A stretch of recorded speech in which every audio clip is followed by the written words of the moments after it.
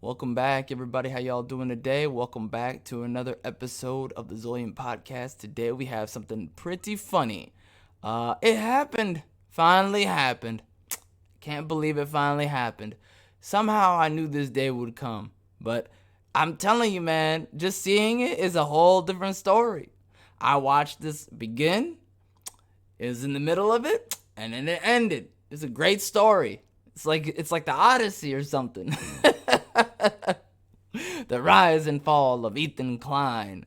Um, Boy, that man had fallen. It takes 7 years for a man to fall that far. Okay. Let's backtrack here. Okay, I talked about this before in a previous episode a little while back. I think it was about a week or so ago where I talked about Ethan Klein and where he began, where he was, and then how he slowly but surely tumbled um into the enemy. He became the villain. It's just like in the Dark Knight movie. You know, you live long enough to be the villain, or you die being the hero. You pick one or the other. Now, I don't truly believe that those are the only two options, but Ethan certainly he went down the path of the of the villain big time. He became the Cobra Commander of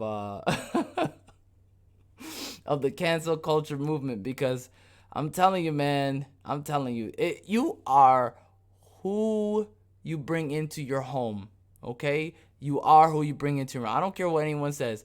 If you bring negativity into your home, then I don't know what you expect to happen, right? If you are a bad person, bad things are probably going to happen to you. You're probably going to create bad environments wherever you go. Okay, you can't get mad when the environment is a result of you. Okay, you have to take responsibility. You're a grown man, you have kids, or a kid at least. I don't like to pry into people's personal life, but at the same time, you should be grown up enough to know not to behave in a certain way, right? You have some sort of live by your own standards, basically. You create some standards for other people to live by, which already is a red flag, right? Um, and you don't even live to your own standards, your own principles. That should tell you something about the person. That's, if you ask me what's toxic, it's hypocrisy. In one word, toxicity is hypocrisy, and vice versa. Because nobody can last around somebody who doesn't live by the standards they put upon other people. So first of all, you already isolated a lot of people by putting upon some sort of requirement of how they should behave online. You don't have any control of people online. You can only control yourself and how you react to things. Okay, that's a part about being an adult you need to grasp. Everybody who doesn't understand that, they just, haven't grown up yet. That's a foundational part about growing up, is being able to be okay with not having control in the world. You don't have control of the world, and you shouldn't, to be honest, right? Life is all about surprises, interesting people you're meeting, experiences you're experiencing, learning from the negative and the positive, right? Improving your own life, having a positive mindset, building yourself and living the life you want to live, right? I always talk about the whole shadow path. Go down your own path, figure things out for yourself, learn from other people's mistakes and your mistakes, right? There are, again, it's never over as long as you're willing to change and to adapt and, grow up, right? Now, I don't know if it's quote unquote not over for him. I would say it's pretty final being banned from Twitter, but that's a whole other story. That's part about accepting. That's the acceptance part. So here's what happened, okay? Ethan pushed the envelope too far, and he messed with the wrong one. You know the rule where you say, hey, if you F around, you find out. Well, he F'd around, and now he found out. It is what it is, okay?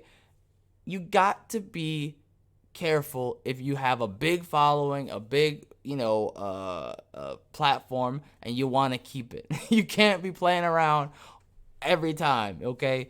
Especially when you are creating standards for other people and you're not living by them.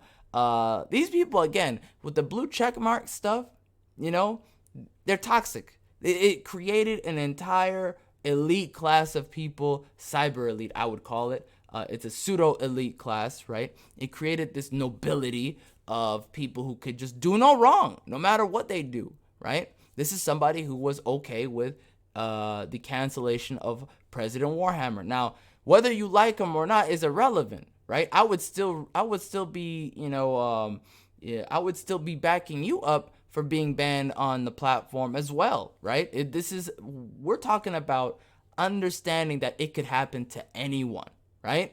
This is not okay, right? But in this instance, the nuance here is you are learning a lesson. This isn't about whether or not I agree with him being banned or not being banned on Twitter. This is about me saying to you, live by the standards you put on other people. Be the example if you want people to behave a certain way. Be the example, right? Because at the very least, you are living under a standard that you believe in. If you can't even live under the standard you believe in, then your words mean nothing already from the get-go, right? And then you have to accept the fact that people won't live by those standards, and you have to be okay with that, right? That's the whole point of having a mindset, a philosophy. You still live it no matter what happens, right? This is part about being an adult. So Ethan decided to play games, right? He wanted to become the guy who is a troll on Twitter and tried to troll and show an example, quote unquote. That's the cope. You know, when Elon took over Twitter and he said, all right, we're changing things up. We're going to go ahead and implement a couple new things. We're going to get rid of people. We're going to downsize. We're going to try and save money because he spent a lot of money, which is understandable. I would say it was way too much money, but it looks like he didn't mean to spend that much money. I'm just saying. But that's a whole other story. So, pulling it back. Here's what happened. This gentleman decided for himself, hey, I'm going to go ahead and troll Elon. And when he found out that people were being banned for impersonating people, especially if you have a check mark. Now, if you have a check mark on Twitter, you can't just be doing that. You gotta be about that. You gotta be about the reality that something could happen to you, right? Because there's specific rules that say, hey, you can't just be imitating somebody. And a non-account is one thing because you can make another one no matter what. But if you have a big platform with millions of people following you, you probably want to be a little bit more, careful with how you behave. So here's how it went. Let me just read a bit of the headlines of where he decided to go. Following Elon's post about parody accounts being fined, the H3 star started impersonating the South African business magnate. The YouTube star made a number of posts about Ghislaine Maxwell and the quote sacrifices Musk had made to ensure free speech. Remained on Twitter by allowing racist and abusive posts. Let it be known, it says parody account in the info. He tweeted, "Before it dies, comedy lives forever." Oh, this guy is so out of control. Let me see. So he did wrote parody in the thing here, but you still can't imitate people. And I think it was a troll. By the way, I think this is ban evasion. Pretty sure you can't use your account. Pretty sure you can't use your business account after you've been banned. Someone else has to use it. I'm pretty sure that's the case. But then again, you could tell somebody what to write. So I don't know how much that's, enforced or enforceable. Though he revealed via H3 Podcast account that he had been banned shortly after the impersonation post, comedy is dead on Twitter and Elon Musk killed it. No, dude, you and your posse killed it. I'm sorry. You can't have comedy. Comedy was not around for it. It was the only comedy that I saw in the past, couple of years on Twitter were the clown posts that people like you make, and then of course the the Count Dankula pretending to be a judge. Now that was funny. Now he wasn't pretending to be a specific judge, so I'm pretty sure he's okay. But he was pretending to be on the Supreme Court. It was pretty funny.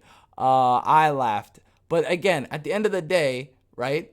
At the end of the day, you can't just do this stuff if you have a big following and you think you're gonna be okay and you're doing it to troll and own the whatever, whoever you're trying to own. Own the GOP. Oh, I own them. It's like at the end of the day, you're gonna be banned. So I don't know what you thought you were accomplishing here. Um, as of writing, Klein's account still has the account suspended message on it when you try to visit it. The length of his suspension isn't entirely clear, though the H3 podcast account has retweeted claims about him being permanently suspended. So we'll have to see if that changes. Let me tell you something. I thought it was hilarious because the people after the post were celebrating. There were so many people celebrating. I've never seen so many people online celebrating the banning of somebody before. Now normally I don't. Again, I'm not. What's the word I'm looking for? I'm not laughing at him, right? I do think that it's unfortunate that he was banned, but he did it to himself.